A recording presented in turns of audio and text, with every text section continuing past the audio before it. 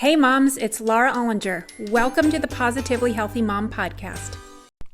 Because there's no manual for the hardest job in the world. Hello, everyone. Welcome to today's episode of the Positively Healthy Mom. Today, I have Sherry Shaban, who is an osteopath and health and life coach. So, Sherry, say hello to everyone. Hi, Laura. Thank you so much for having me. Yeah. So I'm so excited today. We are going to be talking about a variety of things, but it's all about our relationship to food as moms, but also as an example for our teenagers and our teenage girls and boys who might be, eating maybe in an unhealthy way. So what is your stance on healthy eating and a good relationship with food? Well, thanks so much for asking. And I think this really stems from my story, which I'd like to share really quickly. Growing up, I was always super involved in sports. I was a child athlete, and that was something that was a very big part of my identity. But when I was in high school, I was struck by a car and I ended up having a back surgery and was told that I wasn't going to play sports anymore.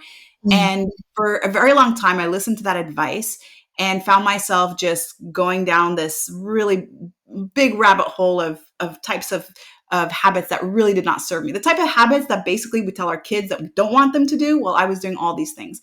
And in my early 20s, I kind of just woke up one day just after a night of partying and just not feeling in alignment with myself. And that's when I decided to go back to the gym and really start working on myself again. Even though doctors had said I wasn't allowed to exercise, I was just in so much pain. I was relying on pain medication to get through every single day. And I just couldn't live this way anymore. And so when I signed up at my local gym, at that point, I had no idea what I was doing. I was actually doing my master's degree in biochemistry. And so what I ended up doing is just copying everybody around me. Whatever exercise and movement they were doing, that's what I did. And I got hooked. After a few months, I was able to come off pain medication. I was feeling amazing. I bought a treadmill. I started running. And that's when I decided to shift careers and then get into health and fitness. And that's where I really got my hands on every single certification I possibly could. And that was anything that had to do with the human body, biomechanics, all kinds of trainings, TRX, CrossFit, you name it, I did it. And that's also when I started learning about nutrition, because my goal, even though at that point was not to release weight at all, it was really, how could I find the best way to eat? We need to know how to eat healthy. And I got to learn how to do this, because if I know how to do it, I can help my clients do it too. And so back in the day, everyone was talking about counting calories. And so what did I do? I started counting calories. And then all of a sudden, everyone was saying fats are bad. I'm like, what? Fats are bad? Okay, well, let me go low fat. So I went low fat. It was 0% fat forever. Then all of a sudden, this dude named Atkins said, no, wait a minute. Fats are good. And that's what we're supposed to be eating. That's the healthy way to eat. And there's so much science to prove all of that. And so what did I do? I started going Atkins, and eventually I opened a CrossFit gym. And then I heard that we're supposed to be eating like cavemen. So then I did that. And after that, that became the zone diet, and then the keto diet. And then I even became vegan. And that's when I started becoming really, really confused, because that's the whole thing. Eating healthy according to whatever science book that you read, or whatever book that tells you is the right way to eat, is going to always be backed by proof. And the problem with that is that when we start to eat this way, we start to polarize foods. And depending on whatever diet you are on, there's going to be certain foods that are good or certain foods that are bad. And that's what polarity is. You're making this list of foods that are good and this other list that are bad. And now what we do is we start associating emotions with these foods. So if I'm eating carbohydrates and I just got off the keto diet, I feel super guilty because carbohydrates are bad and they're going to kill me because they're linked to all of these diseases and all these problems. And that's where I start to notice that as I was going through this whole experience of jumping from diet to diet to diet, what I was actually also doing is secretly, really without even trying it, I was actually developing a disordered relationship with food.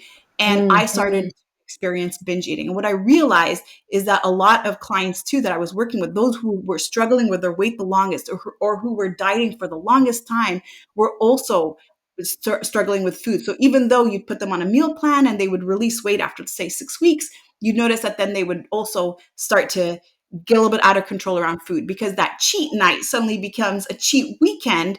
And what we're actually doing is binge eating. And so to answer your question, the standpoint on understanding what is healthy around food, or what it means to even have a healthy diet, actually is more of an intuitive process, because what might feel right for me might be a little bit different to somebody else, and might be maybe even different for me in a few years. And the more that we are intuitive with our bodies, and the more that we really listen to our bodies, and we understand that every single type of quote unquote diet serves a certain person, and that there's not this one size fits all, and learn how to eat food in a way that doesn't give it so much meaning, that isn't so charging to certain foods, we can then find the right way to eat without the emotional attachments, without having to learn to cope with certain emotions, and turn towards food in order to cope with these emotions, or that we are struggling with nighttime snacking or any other disordered relationship with food that tends to then drive the weight and drive all of these health effects that we are always trying to avoid and reverse. Mm. So it's really interesting. The pattern I heard you say was just how emotions are tied to these foods. And it's funny because if you think of like maybe a robot or something who doesn't have any emotions, like they would be able to choose what would fuel their system, and they wouldn't have that emotional attachment to it, and so it would be easy for them. But because we are not robots, we are humans, it's not quite so easy. So are some ways that you help coach your clients in order to either release those emotions or detach from them, or what is your process? Yeah, it's all about the nervous system. And the part of the nervous system that I work with is the autonomic nervous system. And the autonomic nervous system, that's the part of the nervous system that controls all of the involuntary things like heart rate and heartbeat and blood pressure and temperature and even hormones, even thoughts and emotions. And depending on which nervous system state you're in, it will drive the hormones, it'll drive the blood pressure, but it'll also drive the thoughts and the emotions. And so the two parts of the autonomic nervous system are sympathetic nervous state, which we've all heard of as maybe fight or flight or freeze. I call it protection mode. And then we also have parasympathetic, which is that rest and digest. That's the natural state that we're supposed to be in most of the time. That's where the body can start to regulate itself, regulate metabolism, regulate hormones, recover and regenerate any tissue and heal itself. And that I call safety mode. But the way that we actually trigger ourselves into protection mode, first of all, is only supposed to be temporary. It's only supposed to be for a short amount of time. Our body does its job. We either get out of a stressful situation, we're able to solve our problems, and then we're supposed to be able to regulate and come back to safety mode. But the way that, first of all, society is set up right now, where it's go, go, go, do more. Why aren't you working 7 days a week and don't sleep and don't this, and sleep is for weak people.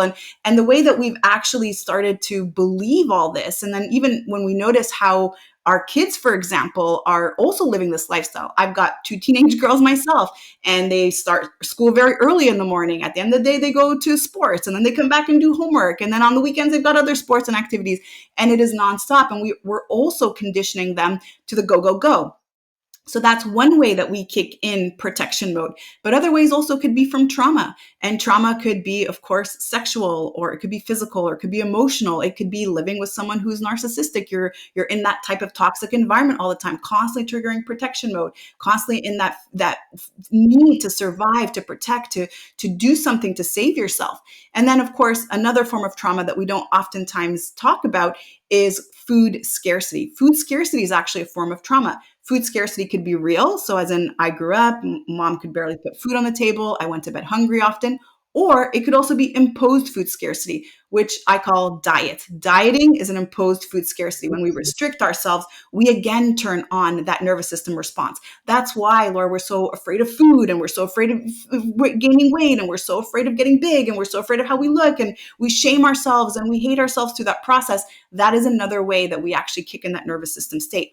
And when we're in that nervous system state, a couple things happen in the body. First thing, metabolism has to slow down. Why? Because the body's job is right now to conserve energy. When we're in that need for survival, she or he who has the most stored body fat is going to survive the longest. And the other thing that happens is we turn that reptilian part of the brain on. There's this inclination for binging that we all actually have, that we're able to turn on when we are in prolonged state of protection mode. And that's where now we see the cravings. We see the sugar cravings. We see that need to maybe turn towards food when we have certain emotions such as loneliness or boredom or stress, or maybe even when we're sad or or even when we're angry, or even when we have joy, we turn to food to cope with those emotions. And so we can also nighttime snack. We can start to see that we have, again, this need to feel a little bit out of congruency with what we're wanting to eat and then what we end up eating. And so instead of really focusing on stop eating this and don't eat that, and this has high omega-3 and all these things, and again, repolarizing food, what we actually do is talk about how can we regulate the nervous system? How can I start to work on thoughts and emotions? Because when we're in protection mode, all of our thoughts are always on worst case scenarios. They're projected into the future, things that bring us uncertainty, anxiety, fear, doubt, all of this, helplessness. And then we're also projected on events that have happened in the past, which bring up those feelings of regret or remorse or of something that is lost maybe. So a lot of sadness and maybe even depression. And when we regulate the nervous system so that we know how every single time we trigger this, we can control thoughts, control emotions to bring it back into safety mode, the cravings are gone. All of a sudden, the self-sabotaging behavior is gone. And today I'm talking about food. And I just want to say that food is one vehicle, but alcohol could be another vehicle, and cannabis can be another vehicle. Over shopping could be another vehicle. And so can actually watching porn or having, let's say, extramarital sexual events, things like that. All of these are coping mechanisms that really stem from a dysregulated nervous system. And so the goal then is to really work on the internal environment. And because one thing I always share and teach is our outer environment, our physical body, is a direct reflection of what's going on inside. And so by understanding how to stay more centered in emotions, more centered around choices, then all of a sudden things start to be more in our control than out. Wow. That was amazing and a lot, and such a great explanation, and gives an understanding to either our own behaviors or our teenagers' behaviors. So we wonder why sometimes they do things, right? In fact, we wonder that a lot. And we're like, why the heck did they do this? And there's a good chance that it's because they're dysregulated, right? They're out, they're not in that. So when I talk about, you and I are talking about the same thing, but the autonomic nervous system being the on or off kind of, I almost say it's like the gas pedal or the brake of the car, right? And it's like when you're very dysregulated, it's kind of like if you were to drive your car and be like gas, brake, brake. It's like a total waste of energy, and it's really damaging to your car, because your car is designed to go nice and easy, gas or brake, right? Not this kind of switching back and forth. And so when you're very dysregulated and your body doesn't know what to do, it kind of gets out of control. And an illustration I like to use is from the polyvagal theory, which is, it sounds fancy, but it's very, very easy. It's just like green is calm and relaxed. That's that parasympathetic nervous system where maybe we're going to relax and go to sleep. But it's also the time that we socially connect. It's when we feel empathy. It's when we feel kind of love and belonging, like those positive feelings. And that is when we are the most regulated. And then you go up into the yellow zone, which is kind of like warning, just like a stoplight. And that's when we're like a little bit anxious, or we're a little bit stressed, and we're kind of starting to get into that fight or flight feelings. And then the very top of, this chart is red, where that's where we start to shut down. And that's when we start to feel really sad or very depressed. And that's when, because the yellow is so overwhelming, that our body has to go somewhere. And so it can either go down to green or up to red and kind of shut down.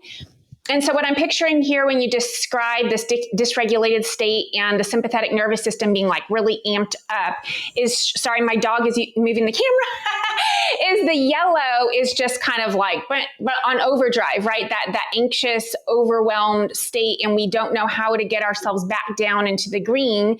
And even if we were able to, then we would better able to make the choices that are in alignment, right? I think this is what I'm hearing you say, with what our vision is, right? We have these goals and we have a vision of like, this is what we should eat. And then there's the what we actually eat. And those two lists are not always matching. In fact, they probably aren't most of the time. And on top of that, not only as moms are we that way, but our teenagers, like bringing it back to the teenagers, are even more dysregulated because A, they don't have that prefrontal cortex fully developed to help them regulate, but B, their lives are very stressful and they don't have the coping skills set in place. They haven't learned a lot of these skills to be able to. And so what do you do with that? Like, right? Like we can explain this to our clients. We can teach it to our clients. And I know things I do with my clients to help bring them back down into a balanced state. But what are some things that you do? So good, so good. And these are things we can do with clients, and these are also things we can do with our kids. And even as teenagers, they're beginning to sit in their body. They're beginning to connect with their body. They're beginning to really sit into who they are. And so one thing that we can always do is bring it back to the body, because the body keeps the score. And you may have already heard this, and it's a very, very powerful statement. But all emotions and all these things that I shared with you, traumas, or even just stimulating that sympathetic nervous state, all of that is energy. And it all is sitting somewhere in the body. And so one thing that we can all do, and maybe if you're listening in, this could be a little technique that you can try on yourself. And so just sitting really still with yourself and taking a few deep breaths, and then scanning the body maybe for areas of tension, and finding areas of tension, starting really from the top of the head, bringing it all the way down to the face and to the shoulders, and just without even questioning too much, just really sitting more in the body, less in the mind, finding an area that has tension. And when you find that area that has tension, you can just even ask that area, what emotion are you holding on to? And the emotion that may come up might be fear. The emotion that may come up might be worry. It might be something that you're not even aware of. And even just, again, without the mind thinking so much, I want this to really be the first thing that comes to your mind, because the first thing that comes to your mind is what the body is saying. The more we try to interfere and rationalize, that's more our mind that's rationalizing. And whatever emotion comes up, it will stem from four main emotions. We only have four main emotions or feelings. We've got fear, we have sadness, we have anger, and we have joy. And these emotions generally, especially when we feel something like fear, these are emotions that we tend to want to escape, or sadness, because they're low vibration emotions. It does feel uncomfortable. And we've actually conditioned ourselves that anytime we feel these emotions, that we need to escape them because they're going to harm us in some way. And that's the thing, is they are a part of that sympathetic nervous system response, and they're there for a purpose. They actually serve a purpose. So, for example, let's say you're scanning the body and you find jealousy. Okay, what is my emotion? Jealousy. Why? Because someone just got the job title that I wanted, and I didn't get it today. Well, jealousy still has a root or roots from one of these, or two or more of these four, depending on the person. Every single person's different. Jealousy for me might be anger and fear. Jealousy for someone else might be maybe sadness and fear. So what is it for you? Now that you've identified, okay, which of the four, root four, are there, now let's break that up. So if, for example, you're noticing that there's fear, well, fear is a very important emotion. Fear is that emotion that basically serves as our blind spots. Fear tells us what to be aware of. Fear tells us and shows us maybe what we don't notice. Fear gives us an opportunity to take action from it. And it's also there again so that we can find a way to protect ourselves. So if we're feeling fear, we shouldn't try to escape it. We should maybe try to understand, okay, fear, what you trying to tell me? What is it that I don't see? What is it I'm not aware of? And if, for example, I feel anger. Well, anger is also another one of those emotions that sometimes we're embarrassed to express, and we shouldn't be angry, and anger is a bad thing. But anger is actually how we draw boundaries. It's how we take action. The only way that we can take action is through anger. So if I'm feeling angry, okay, what kind of boundaries do I need to place here? And anger is a higher vibration than fear. So think about it. If, let's say, I was in the woods and a bear came out and it was attacking my kids, I'd first be afraid. And then if I were to take action to protect my kids, I would need anger to take action. So it's actually a very useful emotion. Again, part of that protection mode. And then sadness is one of those emotions. Again, that's a heavy one. That sits at the lowest vibration. Actually, lowest is shame and guilt. But then above that is sadness. But it's a heavy feeling. You actually feel heaviness in the body because literally your body's vibrating a lot slower. You are actually heavier.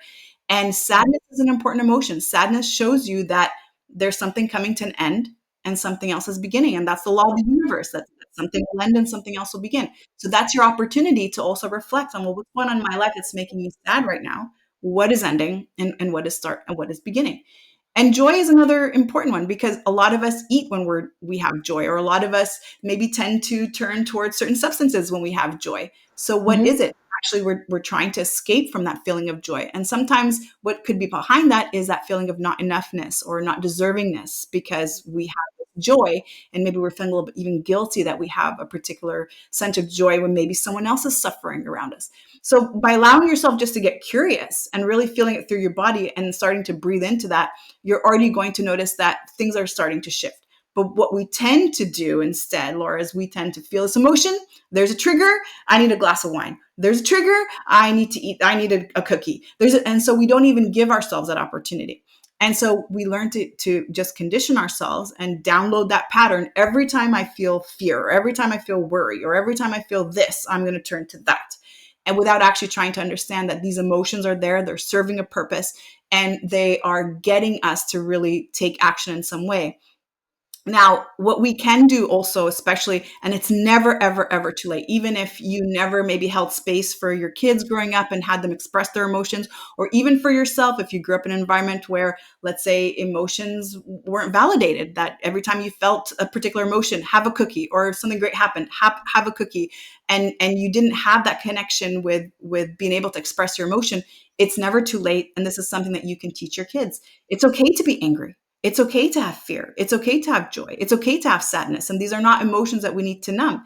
Boys can cry, and that's okay also. Whereas again, we're learning that we're not allowed to do that. So giving yourself full permission to express that, and express it in a way that does not revolve around trying to numb it, trying to escape it, trying to avoid it, is so incredibly powerful. And this is a process that obviously takes practice. So I showed you today how to get into your body, and that's one tool that I use, but there's many other tools.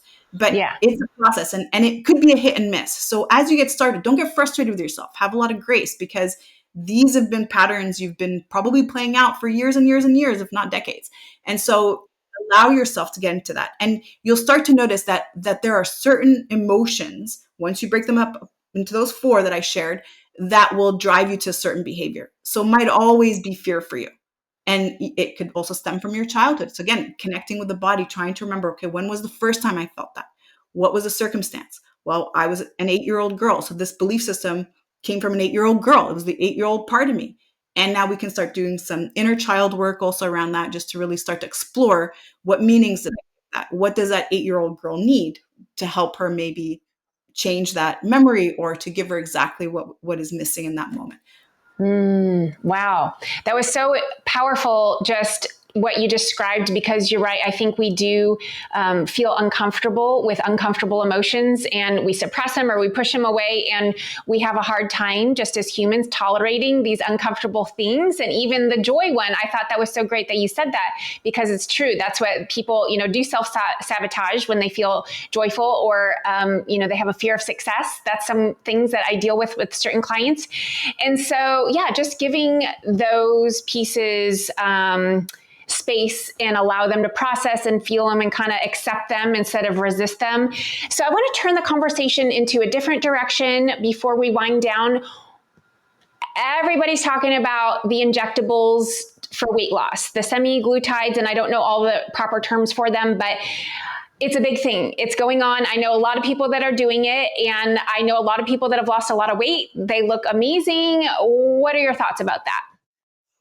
So my thoughts are to do the research first and foremost, and to also start looking up people who are coming forward who are talking about the negative side effects that are not being spoken about. And the issue right now is that, of course, there are a lot of celebrities and big names right now standing behind these medications. But what I'll also say is do the research and find out the other side of the story. If it's too good to be true, most often it is too good to be true. These medications are generally given for people with diabetes, and now they're being prescribed to anybody who's wanting to release weight rapidly. And some of the side effects that I'm seeing with my clients, so things like gastric paralysis, there's, constipation, and it's taking Ozempic and semaglutides gives the body the same effect as taking laxatives for a long time.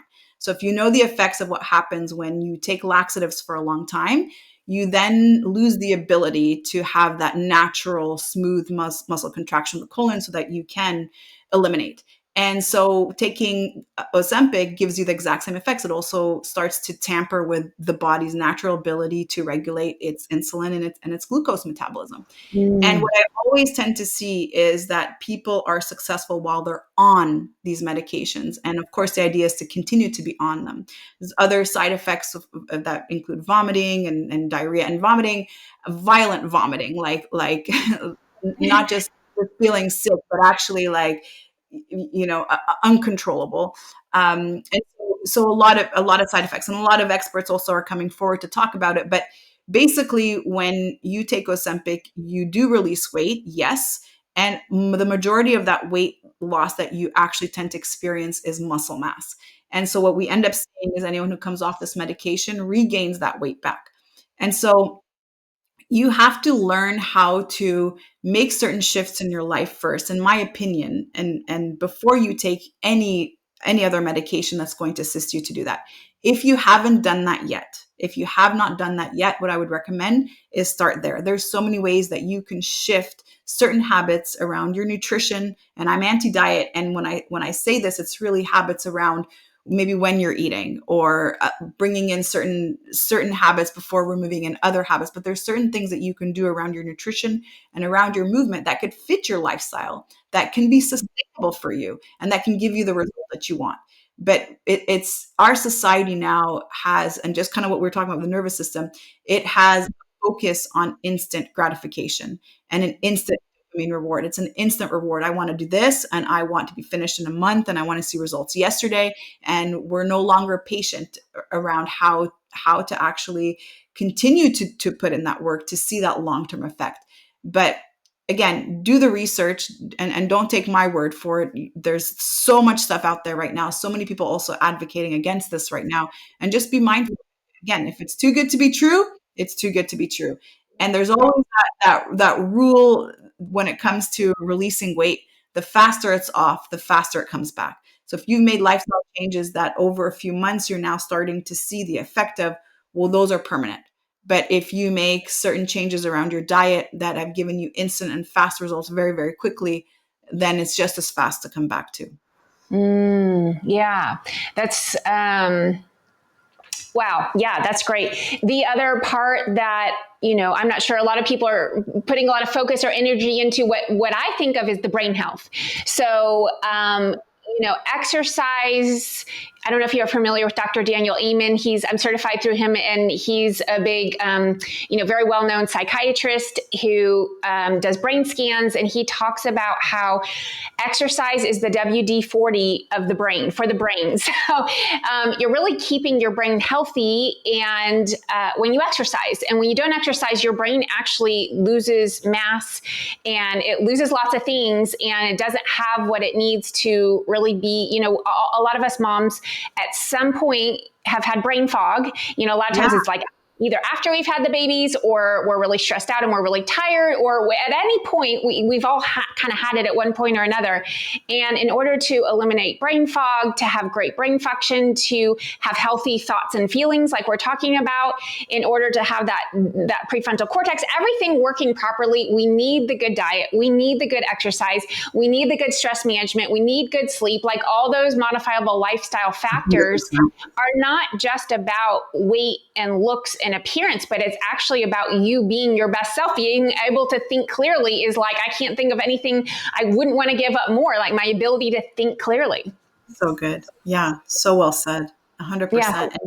And that's the thing too, is, we misunderstand that word diet, right? Or even just that focus on wellness, and diet most often times for us is what we're eating, what we're consuming through our mouth. But diet is exactly all the things that you just said, Laura. My diet is the air I breathe. It's the people I hang out with. It's what I watch on TV. It's the books I read. It's the conversations I'm sitting in. And it's all of that that's changing my body's chemistry, that's triggering the nervous system. All of that is my diet. And once you start to look at things differently in that way, and especially when you start to live in a way where everything is about an energetic exchange. Everything is about, okay, how is this going to trigger my nervous system? And how is this going to really impact my body? Instead of, how is this going to help me lose weight? And is this going to help me gain weight? And so instead of that being the exchange of currency, what if it's now, well, what's that going to do to my hormones? What is that going to do to my nervous system? And sleep is one of those important things that is oftentimes overlooked, just like movement, and when I say movement, I'm not talking about high intensity interval training. I'm really talking about just walking, just getting outside and connecting with nature, which is something, again, that we do less and less of. Well, not just as we age, but even just seeing our kids now. All my kids have cell phones and they've got iPads, and and we didn't have that growing up. We played with boxes and we played in parks, and it was very different. So even just remembering how simple that can be, just even incorporating that movement into our lifestyle, even that is just part of our diet. Yeah, that's great. Well, this has been an amazing conversation. Is there anything that you feel like is extremely important that maybe we didn't cover, but that would just add to a mom's understanding of her nervous system or her teenager's nervous system as far as that regulation, that emotional regulation, and the relationship with food? Well, so many things that we can add, but I think I would like to leave it off with just breath work and breathing. And this is, again, just part of what we were talking about before, breath being a part of diet. How we breathe is very much, again, dependent on which nervous system state we're in. So imagine, somebody jumps in the room and you're like, and you get startled, and all of a sudden you're breathing through your chest, and everything in the day is stressful, and you're just, come on, kids, late, and everything is always up here in your chest. You're in protection mode. And a really, really quick way to regulate nervous system is just by changing breath. And one thing that we can do, all of us sitting here, putting one hand on the chest, one hand on the belly, taking deep breaths where as we inhale, we expand first through the belly button, and then lastly through the top of the chest. And as we exhale, releasing the top of the chest and then the belly button last, and just really doing those deep belly breathing and taking a moment in our days. And again, as busy moms are trying to work and keep the house clean and make sure dinner's there and the kids are well served, and oh my God, they're teenagers and their teenage problems. Like, I could tell you, I can relate with those. It's so important to make that time, and it takes a couple of minutes. And we don't do it. We always think that we don't have time. We don't do it. And we make time for everyone else. We make time for our kids. That's non-negotiable. But taking time for ourselves. And I'll tell you now, as the mom, you are the center of the universe of the household.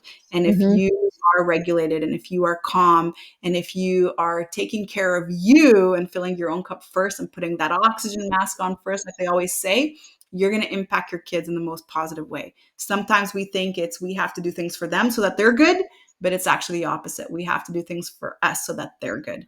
And when we can do that, when we prioritize ourselves, when we really take those moments for ourselves where it's not my moment for myself is to go eat ice cream. My moment for myself is to go breathe. My moment for myself is to go to connect with nature, go do art, go do that thing that I always want to do. That's a great way also to really regulate the nervous system. And so if you're listening to this and you're resonating with this, take that time, put it in your schedule, make that you time, and then see how that's going to start to impact everyone else around you. I love it. I could not agree more. So Sherry, where can people find you? Well, Instagram is the easiest way. At Sherry Shaban Fitness is my handle. And then also, I'd love to offer you a little something if you're finding that you have some dysregulated emotions or you're tending to turn towards food to cope with them. If you go to my website, makepeacewithfood.com, I have a free little download for you where we'll go through some of the things I shared today, but even more. And you've got a couple exercises as well to do and some self-reflection to get you started on your journey. Fantastic. Thank you. I appreciate it. And that's a great offer. I hope everybody goes and gets the download and follows you on Instagram. So I appreciate it. Have a great day. Thank you so much. I really love this conversation. You're really great at what you do, Laura. Keep it up. Oh, thank you. Thank you. Okay. All right. Take care. Thank you for listening to the Positively Healthy Mom podcast, because there's no manual for the hardest job in the world. Don't forget to subscribe and share with your friends.